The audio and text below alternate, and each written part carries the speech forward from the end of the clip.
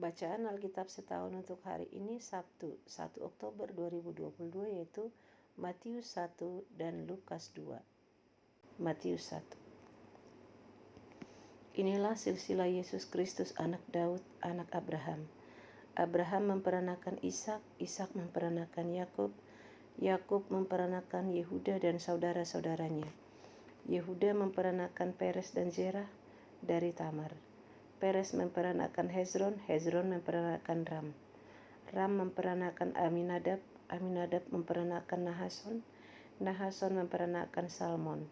Salmon memperanakan Boas dari Rahab, Boas memperanakan Obed dari Rut, Obed memperanakan Isai. Isai memperanakan Raja Daud, Daud memperanakan Salomo dari istri Uria, Salomo memperanakan Rehabeam, Rehabeam memperanakan Abia, Abia memperanakan Asa, Asa memperanakan Yosafat, Yosafat memperanakan Yoram, Yoram memperanakan Uzia, Uzia memperanakan Yotam, Yotam memperanakan Ahaz, Ahaz memperanakan Hizkia, Hizkia memperanakan Manasye, Manasye memperanakan Amon, Amon memperanakan Yosia, Yosia memperanakan Yekonia dan saudara-saudaranya pada waktu pembuangan ke Babel. Sesudah pembuangan ke Babel, Yekonia memperanakan Sealtiel, Sealtiel memperanakan Jerubabel, Jerubabel memperanakan Abihud, Abihud memperanakan Eliakim, Eliakim memperanakan Azor, Azor memperanakan Zadok, Zadok memperanakan Akim, Akim memperanakan Eliud, Eliud memperanakan Eleazar, Eleazar memperanakan Matan, Matan memperanakan Yakub, Yakub memperanakan Yusuf suami Maria yang melahirkan Yesus yang disebut Kristus. Jadi seluruhnya ada 14 keturunan dari Abraham sampai Daud, 14 keturunan dari Daud sampai pembuangan ke Babel, dan 14 keturunan dari pembuangan ke Babel sampai Kristus. Kelahiran Yesus Kristus adalah seperti berikut. Pada waktu Maria ibunya bertunangan dengan Yusuf, ternyata ia mengandung dari Roh Kudus sebelum mereka hidup sebagai suami istri. Karena Yusuf suaminya seorang yang tulus hati dan tidak mau mencemarkan nama istrinya di muka umum, ia bermaksud menceraikannya dengan diam-diam. Tetapi ketika ia mempertimbangkan maksud itu, malaikat Tuhan nampak kepadanya dalam mimpi dan berkata, "Yusuf anak Daud, janganlah engkau takut mengambil Maria sebagai istrimu, sebab anak yang di dalam kandungannya adalah dari Roh Kudus. Ia akan melahirkan anak laki-laki dan engkau akan menamakan dia Yesus, karena dialah yang akan menyelamatkan umatnya dari dosa mereka." Hal itu terjadi supaya genaplah yang difirmankan Tuhan oleh Nabi. Sesungguhnya anak darah itu akan mengandung dan melahirkan seorang anak laki-laki, dan mereka akan menamakan dia Immanuel, yang berarti Allah menyertai kita. Sesudah bangun dari tidurnya, Yusuf berbuat seperti yang diperintahkan malaikat Tuhan itu kepadanya. Ia mengambil Maria sebagai istrinya, tetapi tidak bersetubuh dengan dia sampai ia melahirkan anaknya laki-laki, dan Yusuf menamakan dia Yesus. Lukas 2. Pada waktu itu Kaisar Agustus mengeluarkan suatu perintah menyuruh mendaftarkan semua orang di seluruh dunia. Inilah pendaftaran yang pertama kali diadakan sewaktu Quirinius menjadi wali negeri di Syria. Maka pergilah semua orang mendaftarkan diri masing-masing di kotanya sendiri. Demikian juga Yusuf pergi dari kota Nazaret di Galilea ke Yudea, ke kota Daud yang bernama Betlehem, karena ia berasal dari keluarga dan keturunan Daud, supaya didaftarkan bersama-sama dengan Maria tunangannya yang sedang mengandung. Ketika mereka di situ, tibalah waktunya bagi Maria untuk bersalin. Dan ia melahirkan seorang anak laki-laki, anaknya yang sulung, lalu dibungkusnya dengan lampin dan dibaringkannya di dalam palungan, karena tidak ada tempat bagi mereka di rumah penginapan. Di daerah itu ada gembala-gembala yang tinggal di padang, menjaga kawanan ternak mereka pada waktu malam. Tiba-tiba berdirilah seorang malaikat Tuhan di dekat mereka, dan kemuliaan Tuhan bersinar meliputi mereka, dan mereka sangat ketakutan. Lalu kata malaikat itu kepada mereka, "Jangan takut, sebab sesungguhnya aku memberitakan kepadamu kesukaan besar untuk seluruh bangsa. Hari ini telah lahir bagimu juru selamat, yaitu Kristus Tuhan di kota Daud. Dan inilah tandanya bagimu, Kamu akan menjumpai seorang bayi dibungkus dengan lampin dan terbaring di dalam palungan. Dan tiba-tiba tampaklah bersama-sama dengan malaikat itu sejumlah besar bala tentara surga yang memuji Allah, katanya. Kemuliaan bagi Allah di tempat yang maha tinggi, dan damai sejahtera di bumi di antara manusia yang berkenan kepadanya.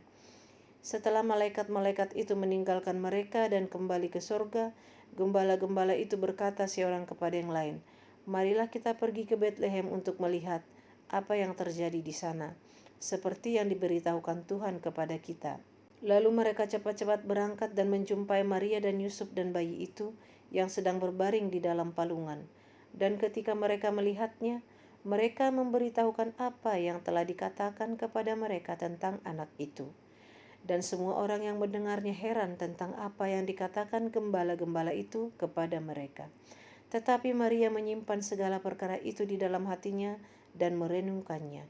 Maka kembalilah gembala-gembala itu sambil memuji dan memuliakan Allah karena segala sesuatu yang mereka dengar dan mereka lihat. Semuanya sesuai dengan apa yang telah dikatakan kepada mereka. Dan ketika genap 8 hari dan ia harus disunatkan, ia diberi nama Yesus, yaitu nama yang disebut oleh malaikat sebelum ia dikandung ibunya. Dan ketika genap waktu pentahiran, menurut hukum Taurat Musa, mereka membawa dia ke Yerusalem untuk menyerahkannya kepada Tuhan. Seperti ada tertulis dalam hukum Tuhan, semua anak laki-laki sulung harus dikuduskan bagi Allah. Dan untuk mempersembahkan korban menurut apa yang difirmankan dalam hukum Tuhan, yaitu sepasang burung tekukur atau 2 ekor anak burung merpati. Adalah di Yerusalem seorang bernama Simeon. Ia seorang yang benar dan saleh, yang menantikan penghiburan bagi Israel. Roh Kudus ada di atasnya, dan kepadanya telah dinyatakan oleh Roh Kudus bahwa ia tidak akan mati sebelum ia melihat Mesias, yaitu dia yang diurapi Tuhan. Ia datang ke bait Allah oleh Roh Kudus. Ketika Yesus anak itu dibawa masuk oleh orang tuanya untuk melakukan kepadanya apa yang ditentukan hukum Taurat, ia menyambut anak itu dan menatangnya sambil memuji Allah, katanya, "Sekarang Tuhan, biarkanlah hamba-Mu ini pergi dalam damai sejahtera sesuai dengan firman-Mu, sebab mataku telah melihat keselamatan yang daripada-Mu, yang telah Engkau sediakan di hadapan segala bangsa, yaitu terang yang menjadi penyataan bagi bangsa-bangsa lain dan menjadi kemuliaan bagi umat-Mu Israel." Dan bapa serta ibunya amat heran akan segala apa yang dikatakan tentang dia. Lalu Simeon memberkati mereka dan berkata kepada Maria, ibu anak itu, "Sesungguhnya anak ini ditentukan untuk menjatuhkan atau membangkitkan banyak orang di Israel, dan untuk menjadi suatu tanda yang menimbulkan perbantahan. Dan suatu pedang akan menembus jiwamu sendiri, supaya menjadi nyata pikiran hati banyak orang." Lagi pula, di situ ada Hana, seorang nabi perempuan, anak Fanuel dari suku Asyer. Ia sudah sangat lanjut umurnya. Sesudah kawin ia hidup 7 tahun lamanya bersama suaminya. Dan sekarang ia janda dan berumur 84 tahun. Ia tidak pernah meninggalkan bait Allah dan siang malam beribadah dengan berpuasa dan berdoa. Dan pada ketika itu juga datanglah ia ke situ dan mengucap syukur kepada Allah dan berbicara tentang anak itu kepada semua orang yang menantikan kelepasan untuk Yerusalem. Dan setelah selesai semua yang harus dilakukan menurut hukum Tuhan, kembalilah mereka ke kota kediamannya, yaitu kota Nazaret di Galilea. Anak itu bertambah besar dan menjadi kuat, penuh hikmat dan kasih karunia Allah ada padanya. Tiap-tiap tahun orang tua Yesus pergi ke Yerusalem pada hari raya Paskah. Ketika Yesus telah berumur 12 tahun, pergilah mereka ke Yerusalem seperti yang lazim pada hari raya itu. Sehabis hari-hari perayaan itu, ketika mereka berjalan pulang, tinggallah Yesus di Yerusalem tanpa diketahui orang tuanya.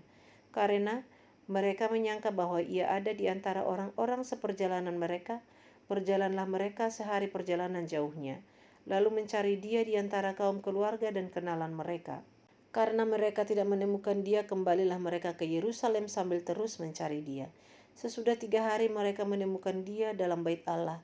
Ia sedang duduk di tengah-tengah alim ulama sambil mendengarkan mereka dan mengajukan pertanyaan-pertanyaan kepada mereka. Dan semua orang yang mendengar dia sangat heran akan kecerdasannya dan segala jawab yang diberikannya. Dan ketika orang tuanya melihat dia, Tercenganglah mereka, lalu kata ibunya kepadanya, "Nak, mengapakah engkau berbuat demikian terhadap kami? Bapamu dan aku dengan cemas mencari engkau." Jawabnya kepada mereka, "Mengapa kamu mencari aku? Tidakkah kamu tahu bahwa aku harus berada di dalam rumah Bapakku?" Tetapi mereka tidak mengerti apa yang dikatakannya kepada mereka. Lalu ia pulang bersama-sama mereka ke Nazaret, dan ia tetap hidup dalam asuhan mereka, dan ibunya menyimpan semua perkara itu di dalam hatinya. Dan Yesus makin bertambah besar, dan bertambah hikmatnya dan besarnya, dan makin dikasihi oleh Allah dan manusia.